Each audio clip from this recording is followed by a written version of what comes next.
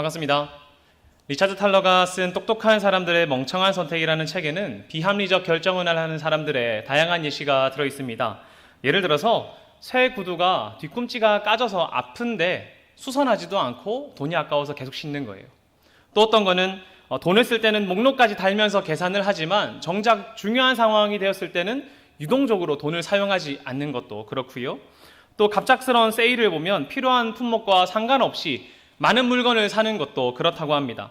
그곳에 소개된 예를 한번 잠깐 들어드리겠습니다. 한 여성이 더블 침대용 커버를 찾고 있었습니다. 매장을 둘러보던 그녀는 마음에 드는 물건을 발견했어요. 그런데 킹 사이즈 침대 커버는 $300고 퀸 사이즈는 $250고 더블 사이즈용 침대 커버는 $200인 겁니다. 그런데 마침 그날 모든 사이즈의 커버를 $150에 파는 거예요.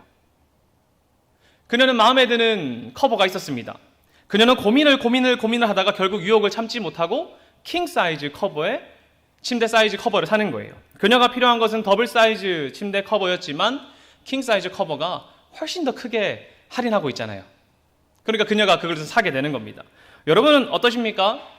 에이, 그래도 나는 그렇지 않지, 이렇게 생각하실 때가 많지요. 그런데 사실 우리도 조금 그렇잖아요. 안 그런가요? 요즘에 이런 사람들의 심리를 활용하여서 마케팅에 잘 적용하고 있습니다. 예를 들어서 아이들의 시선이 있는 곳에 과자를 배치하는 거예요. 우리 아이들이 우리 허벅지 정도의 키가 되잖아요. 그러면 그곳에 아이들이 좋아할 만한 과자를 많이 두는 겁니다. 그럼 아이들이 지나가다가 엄마 나 저거 사줘, 이렇게 하게 되는 거죠. 또 백화점에 가면 시계가 없어요. 왜 없습니까? 내가 몇 시간 동안 여기에서 돌고 있는지 확인하지 못하도록 하는 거거든요. 또 하나는 이런 겁니다. 우리 계산대에 가면은 껌이나 초콜릿, 작은 과자들이 되게 많죠. 줄 서서 기다리는 동안 사람들이 심심하니까 하나씩 더 구매하도록 놔둔 거란 말입니다. 우리 그런 것들을 쉽게 구매하지 않습니까? 나름 나는 이성적이고 합리적이라는 사람이라고 생각하고 있지만 우리의 결정이 늘 최고의 것, 최선의 것을 선택하는 것은 아닌 것 같습니다. 생각 이상으로 우리는 계산보다 필요한 것보다 더 많이 계산을 하고요. 나중에 이렇게 말하죠. 아니야, 이거 나중에 필요할 거야. 나는 적정하게 샀어. 라고 생각한단 말입니다. 맞습니다. 우리의 선택이 늘 최고의 것, 최선의 것을 선택하는 것은 아닙니다. 오늘 본문 앞을 보면은 이제 이스라엘의 백성들도 자신들을 위한 최고의 방법을 선택하지 못하게 됩니다. 특히 사무엘상 같이 정치와 사회적인 대격변이 일어날 때는 더 그런 것 같아요. 왜 그러냐면 우리는 주변 환경에 쉽게 흔들리기 때문입니다.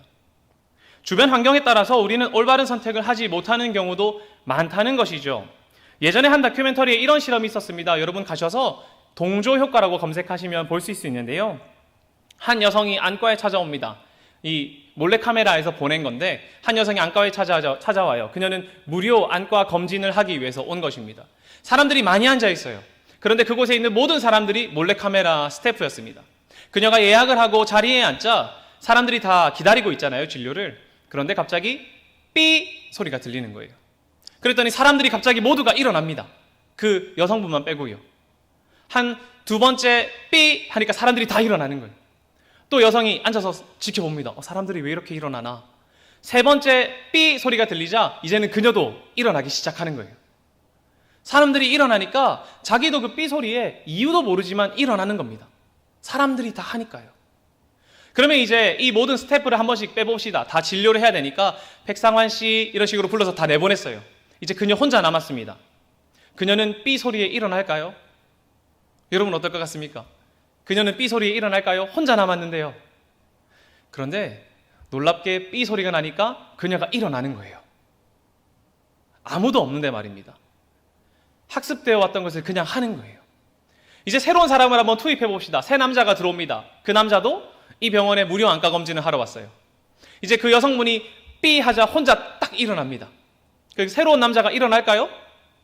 왜 일어나는 거예요? 모르겠어요. 하더니 삐 소리에 이제 둘 다 동시에 딱 일어나는 거예요. 그녀는 어느새 새로운 리더가 되어 있었습니다. 여러분, 이런 일 우리에게 흔치 않게 있습니다. 사람들이 하니까. 우리는 이성적인 것 같고 합리적인 것을 선택하는 것 같아도 막상 보면 자신의 욕심 때문에 또는 다른 사람들의 환경 때문에, 나의 주변의 환경 때문에 최고의 것, 최선의 것을 선택하지 못하는 경우도 있다는 것입니다. 당시 이스라엘은 왜 하나님이 아니라 인간 왕을 원했을까요? 앞서 말씀드린 것처럼 사무엘 당시 정치적인 사회적인 변형이 크게 일어났습니다. 8장을 잠시 보면 그들을 이끌었던 리더인 사무엘이 이제는 나이가 많이 들었어요. 그리고 사무엘의 아들들은 사무엘의 행위를 쫓아가지 않고 판결을 굽게 했던 것입니다.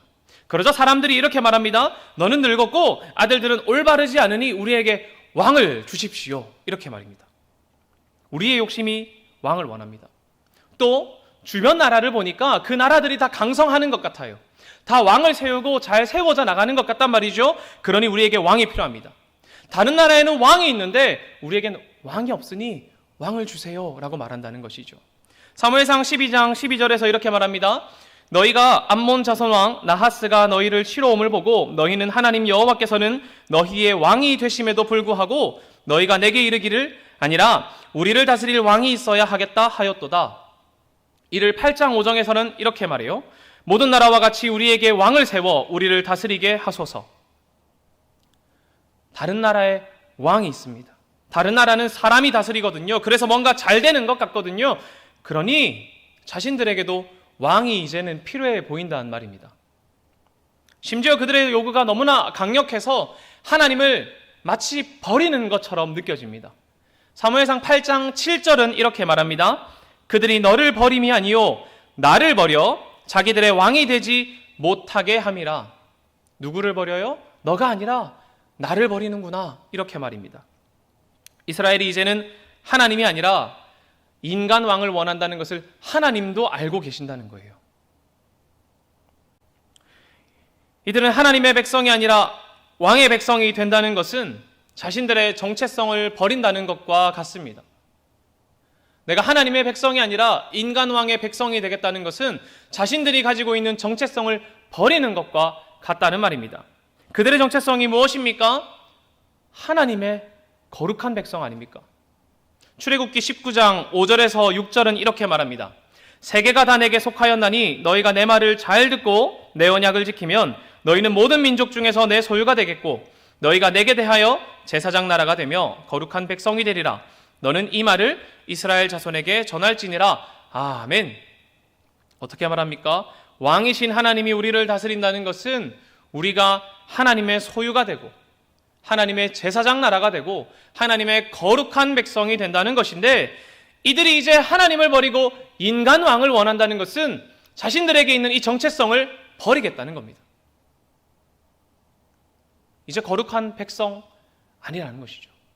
하나님이 말씀하신 그 하나님의 소유, 제사장 나라, 거룩한 백성이라는 것을 버린다는 것입니다. 당시 문화적 상황에서 이스라엘이 멸망하지 않으려면 국가적인 체계를 갖추어야 했을 수도 있습니다. 그들의 필요는 그랬을 수도 있습니다. 다른 나라가 다 그러니까요. 힘이 필요하니까요.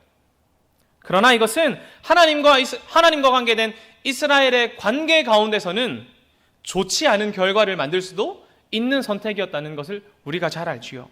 왜냐하면 이스라엘은 국가의 구조가 아니라 하나님과 하나님의 백성의 관계 가운데 있기 때문입니다. 여러분, 우리 잘 알죠? 왕을 요구하는 이스라엘의 선택이 지금 우리가 돌이켜보면 아유, 그때 하나님 더 붙잡았었어야지, 그때 인간왕을 요구하지 말고 그래도 끝까지 하나님을 붙잡았었어야지 라는 것을 잘 알고 있습니다. 왜요? 우리는 먼 미래에서 성경을 돌아보니까요. 지금 우리가 과거를 생각하니 아유, 그때 그랬었어야 했어, 그것이 더 좋은 선택이었어, 역시 하나님을 붙잡는 것이 맞는 선택이었어 라는 것을 잘 알 수 있습니다. 그러나 당시에 그들은 왜 그렇게 무너졌을까요? 왜 이스라엘은 그 당시에 그렇게 무너졌을까요?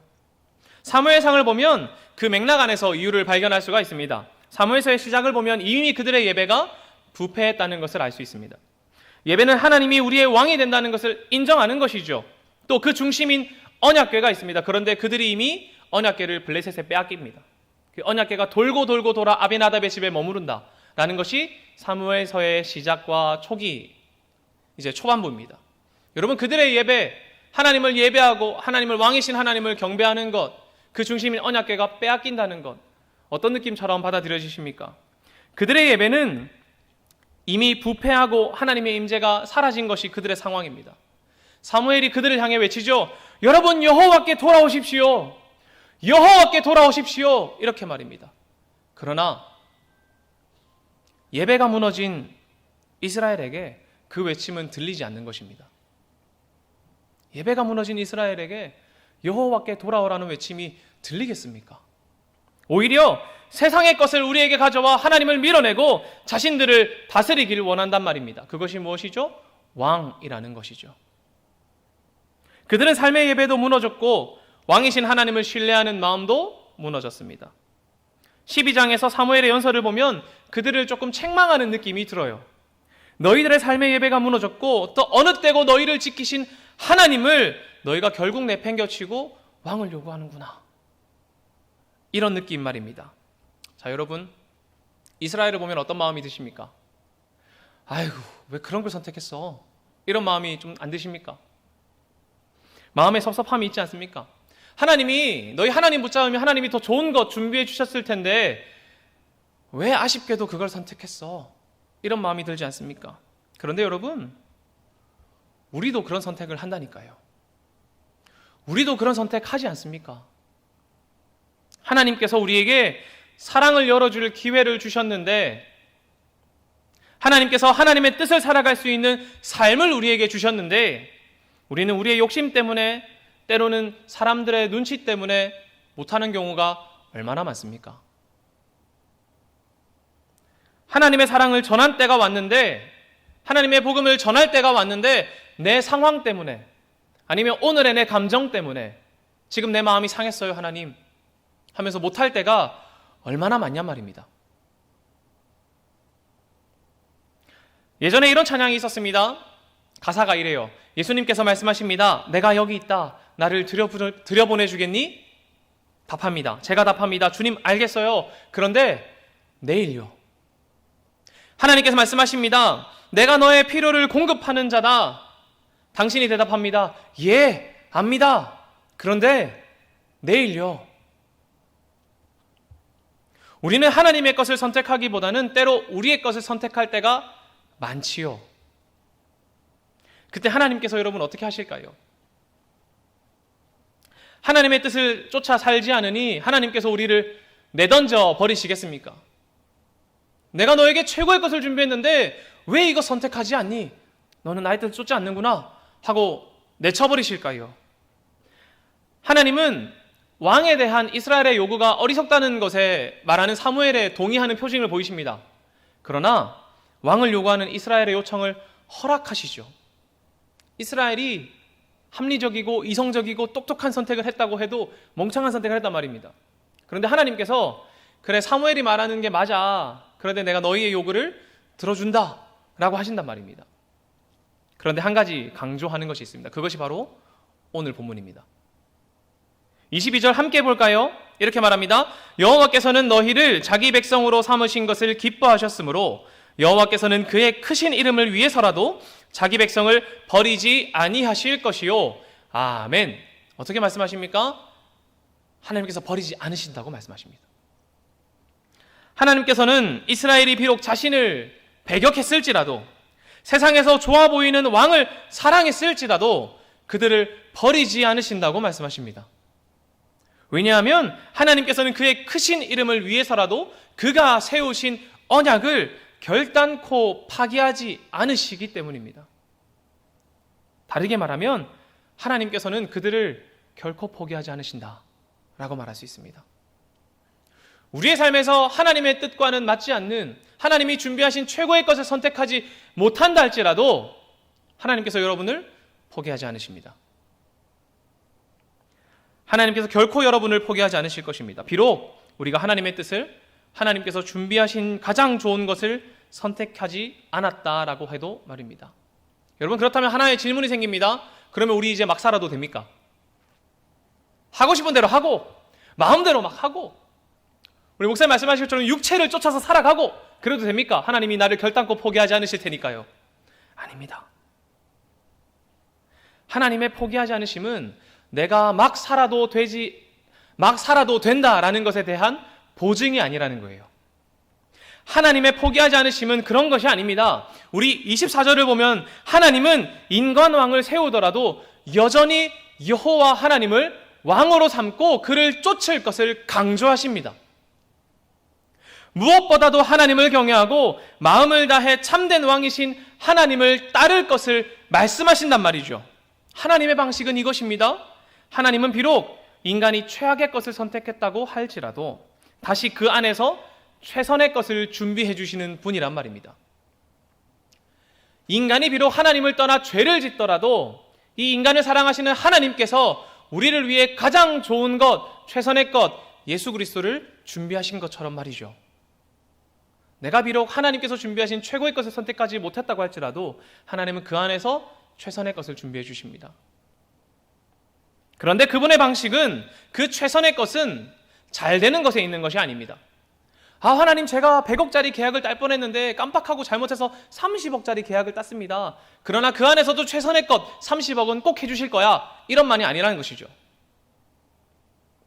하나님께서 준비하시는 최선의 것은 모든 것을 들어주는 데 있는 것이 아니라 다시 우리가 하나님을 바라볼 수 있는 방식을 제시하는 것입니다. 우리가 비록 인간 왕을 선택했다 할지라도 그 안에서 우리가 하나님을 바라볼 수 있는 최선의 것을 준비하시는 것, 그것이 하나님의 방식이라는 것이죠. 포기하지 않으시는 하나님은 우리가 무엇하든지 넘어가 주시는 하나님, 무엇이든지 용납하시는 하나님이 아니라 우리가 하나님을 바라보고 만날 수 있는 길을 결코 포기하지 않으시고 제시하시는 하나님이라는 것입니다. 마치 부모님처럼요. 여러분, 아이가 잘못된 것을 선택했다고 하더라도 부모님은 아이를 포기하지 않으시죠. 여러분, 그럴 때 있지 않습니까? 아이들에게 맛있는 걸 준비합니다. 몇 시간 동안 준비해서 고기랑 탁 준비했어요. 그런데 아이가 말합니다. 나 그냥 콤프로스 먹고 싶은데? 이렇게. 그럼 마음이 어때요? 그런데 아이가 콤프로스를 너무 원해요. 막 때가 씁니다. 그럼 어떻게 합니까? 결국 콤프로스 주시죠. 우유에 말아 주시지 않습니까? 그러면서 아이에게, 너는 엄마가 최고의 것을 선택했는데 어쩜 그렇게 그것만 선택하냐? 너는 내 아들 아니야. 이렇게 하시나요? 아니잖아요. 콤프로스 주면서도 그래도 딸기라도 좀 넣어 먹을까? 과일이라도 좀 넣어 먹을까? 그게 좀 더 건강해 보이니까 하는 게 우리지 않습니까? 부모님이 가장 좋은 것을 아이가 선택하지 않았다고 해서 아이를 책망하거나 내버려버리는 것이 아니라 아이가 선택한 것에서도 최선의 것을 준비하시는 것, 무엇보다 아이가 그러한 삶 가운데서도 엇나가지 않도록 바르게 살도록 포기하지 않고 바른 길을 제시하는 것이 부모님이시죠. 아이가 조금 엇나갈 때도 있지 않습니까? 나쁜 일을 하기도 하고요, 좀 못난 일을 하기도 있습니다. 그러나 그때 포기하지 않고 무엇 하십니까? 바른 길을 제시하시는 것, 그것이 부모님의 마음 아닙니까? 24절은 말합니다. 하나님을 향한 경외를 포기하지 않는 것, 하나님을 향한 경외를 포기하지 않는 것, 그것이 왕을 세우고도 이스라엘이 하나님을 놓치지 않는 방식입니다. 나는 너희를 여전히 기뻐한단다. 너희가 나를 향한 마음을 포기하지 않도록 하나님은 여전히 우리에게 말씀하신다라는 것입니다. 교회가 교회다운 것이요, 교회는 하나님 아래 있을 때 가장 교회답지요. 그런데 때로는 교회도 실수할 수 있고 실패할 때도 있습니다. 그때 하나님은 우리를 포기하지 않으십니다. 우리가 하나님을 쫓고 주님을 경외할 수 있도록 우리에게 새로운 길과 방식을 제시하시는 분이 하나님이란 말입니다. 하나님은 우리를 결코 포기하지 않으십니다. 물론 우리의 삶도 바뀌어야겠지요. 우리의 삶도 바뀌어야 됩니다. 24절과 25절은 이렇게 말합니다. 너희는 여호와께서 너희를 위하여 행하신 큰 일을 생각하여 오직 그를 경외하며 너희의 마음을 다하여 진실이 섬기라. 만일 너희가 여전히 악을 행하면 너희와 너희 왕이 다 멸망하리라. 아멘. 어떻게 말씀하십니까? 하나님을 경외하며 마음을 다해 진실이 섬기라 라고 말합니다. 너희가 여전히 악을 행하면 너희와 이제는 너희의 왕까지 멸할 거야, 이렇게 말씀하시죠. 여전히 악을 행하면 멸망하리라, 이 말이 우리에게는 살짝 경고처럼 들리기도 합니다. 그러나 이 경고가 이스라엘을 바라보시는 하나님의 끈기라고 저는 느껴졌습니다. 우리 아이에게 이거 잘못하면 너 다음에 내가 혼낼 거야, 또 이렇게 하면 크게 혼낼 거야 라고 할 때 이것이 그냥 경고로 다 끝나는 걸까요? 그렇지 않죠. 너희를 포기하지 않는 부모님의 끈기지 않습니까? 너희 진실이 왕을 세워주지만 너희 진실이 나를 섬기렴, 마음을 다해 나를 사랑하렴, 여전히 악을 행하면 너희가 혼날 거야. 저는 이 말이 하나님의 끈기처럼 느껴졌단 말입니다. 내게 돌아오라, 악을 행하지 말고 나를 붙잡으라, 이렇게 말하는 하나님의 끈기 말이죠. 우리 23절을 보면 이렇게 말합니다. 이스라엘은 여전히 죄로 빠져나갈 수 있습니다. 이스라엘은 여전히 바보 같은 결정을 할 수도 있지요. 그러니 사무엘이 외칩니다. 그들을 위해 기도할 것을 멈추지 않겠다고요. 너희들에게 선하고 의로운 길을 계속해서 외칠 거라고 말입니다. 여러분, 이러한 끈기가 바로 포기하지 않으시는 하나님의 끈기를 닮은 것 아니겠습니까? 오늘의 이 이야기는 포기하지 않으시는 하나님을 신뢰하고 아무렇게나 살자는 것이 아닙니다. 하나님, 우리 포기 안 하니까 마음껏 삽시다, 이런 얘기가 아니라는 것이죠. 때로는 우리가 똑똑하고 합리적으로 선택한 것 같지만, 때로는 우리가 믿음 안에서 선택한 것 같지만 우리의 선택이 바보 같을 수도 있습니다. 나중에 돌아보니 그때 하나님을 더 붙잡았어야 했어 할 수도 있다는 것입니다. 그러나 그때에도 하나님은 우리를 포기하지 않으십니다. 이렇게 하면 이 일이 잘 될 거야, 저 일이 잘 될 거야가 아니라, 우리가 비록 멍청하고 바보 같은 선택을 했을지라도, 하나님을 떠나는 선택을 했을지라도 하나님은 여전히 우리에게 하나님에게 돌아올 수 있는, 하나님을 바라볼 수 있는 길과 방향을 제시하시는 분이라는 것입니다. 우리 그 하나님을 신뢰해보자는 것입니다.